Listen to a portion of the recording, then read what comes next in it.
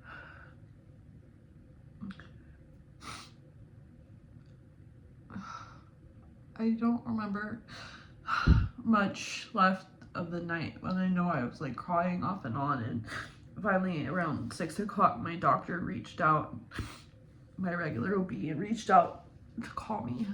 She got a hold of me. We talked for a while about the next steps and things. And I got my questions answered, and I know I cried on the phone to her as well. And she called me the next day and checked in as well. So,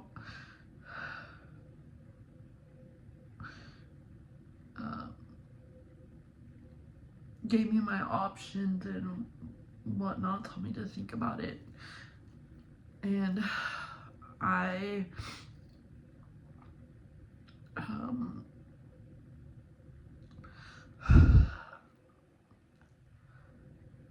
knew the two options I was given was either going labor and delivery or doing a D&E because I was far enough along. Ouch. The floor is very uncomfortable. I don't remember much. I guess the next day I did go to work because I had a work meeting. I felt amazing because everybody knew exactly what to do. And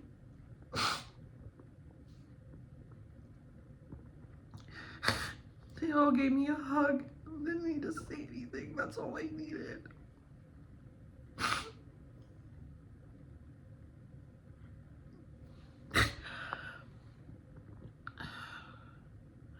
And then 4th of July, it's like later that week. And it wasn't like a bad day or anything. It just, I was pretty much accepted what had happened at that point, but it just didn't feel great. I was still super tired.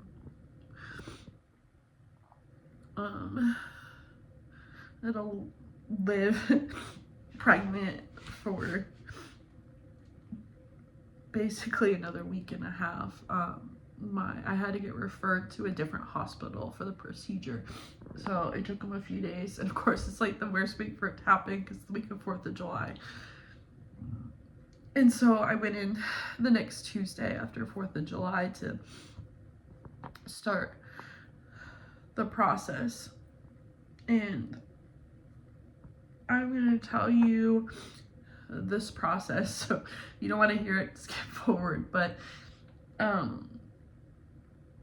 she had to, or they ultrasound me, and they're really thorough and ask you all the questions of like, what do you want to do with your remains, and what are your wishes, and what do you need, and do you want to know the gender, and do you want this and that. And I don't know, I don't even remember some of the questions I answered. I just know that the process before was absolutely terrible. They numbed me and gave me medication for it, but they start your dilation process. And it is super uncomfortable and super painful. But after it was done, and this is for me personally because I know my pain tolerance is abnormal, so I felt fine after about an hour afterwards. I didn't need to take any more pain medication, and I didn't need to take the anti-anxiety pill to help me sleep, whatever they called it. I don't remember what it was. I went about my day normal, and I never told anybody about what happened, or like that I had gone through that process, but it was a really long appointment because I had to do the ultrasound, and then the like OB part of the appointment was a lot of paperwork and a lot of questions, a lot of details to answer, because essentially, even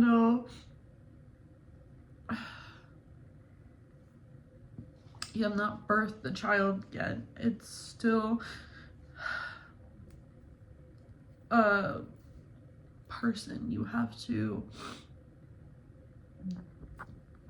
figure out arrangements for. So whether you want to bury them or cremate them or donate them or whatever, had to figure all that out. So I went to my appointment or my meetings at work and talked about what I needed for the next few days, and I had to go and get put under anesthesia for my D&E the next day, and I planned on taking the rest of the week off to heal, and definitely needed it. The day the procedure went well.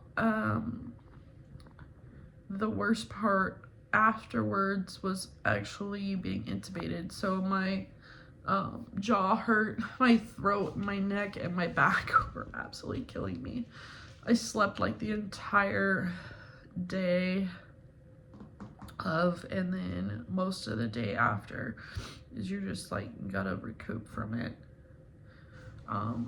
Not really any bleeding or anything, but just, I don't know, I didn't really have any issues where I thought it was going to. And it took me like a week to start like feeling better. And then you have all the postpartum hormones that are absolutely awful. And mine always get amplified when I'm under anesthesia. So I'm still feel like I might have some of that residual, even though my HCG levels and things are back to normal. But I guess maybe why I'm so emotional today, it's been exactly a month since my procedure at this filming.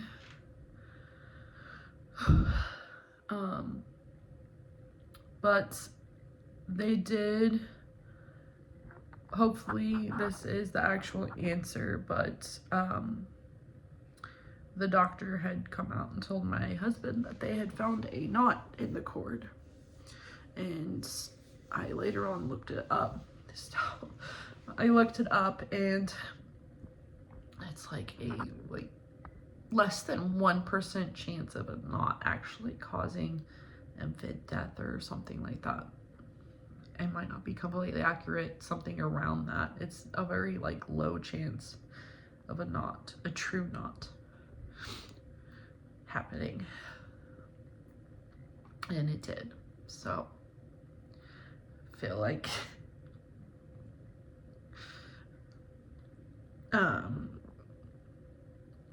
terrible luck here, because I was like, look, we're not having another miscarriage between these two. And I will admit, there's part of me that I'm like, well, I won't have another rainbow baby, but it's a good thing. I will have another rainbow baby. But I don't even know what to say after all that emotional fest. But I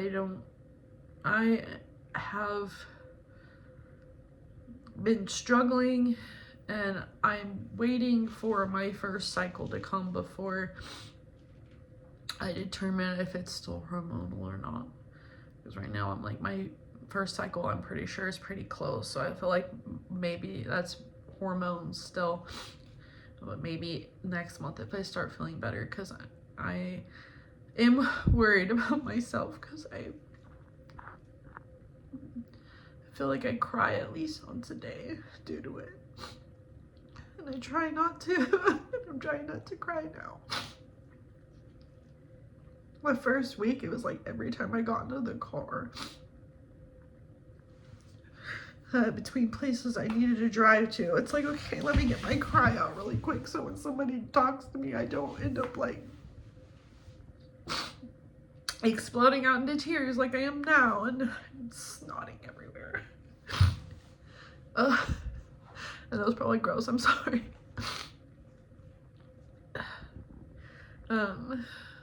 But I know sharing it and telling my story will be helpful for others, because no one talks about it. You think after the first trimester you're super safe, and then,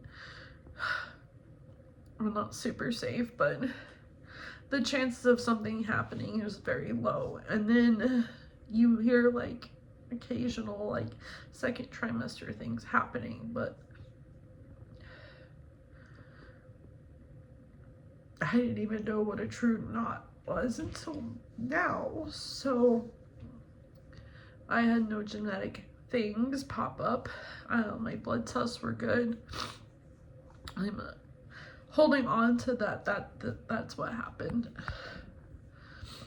And I have a strong like mommy sense it's what happened. But not enough people talk about it, and when you do try to talk to others about it, it makes them like super uncomfortable. So there's not a lot of people to talk to. And I think because it wasn't a baby that everybody saw, no one's really good at checking in on you. Because even at my follow-up appointment, I felt like I was really good up until that follow-up appointment.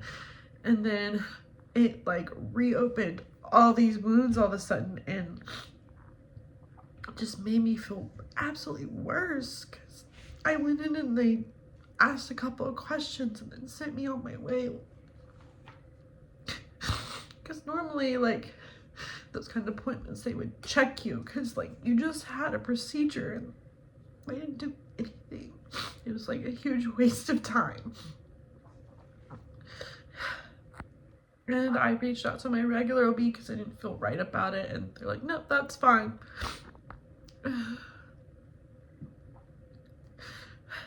It'd just be nice to like have somebody check in on you. And then they give you like, I got like a gift bag of like morning stuff the first appointment, and then they gave me like another one at the follow-up appointment, and there was a card written from somebody who had experienced it, and it was like the most emotionalist card I've ever read. And it made me think, like, did somebody who have a loss actually write this? Because there felt like there was like absolutely no emotion behind it.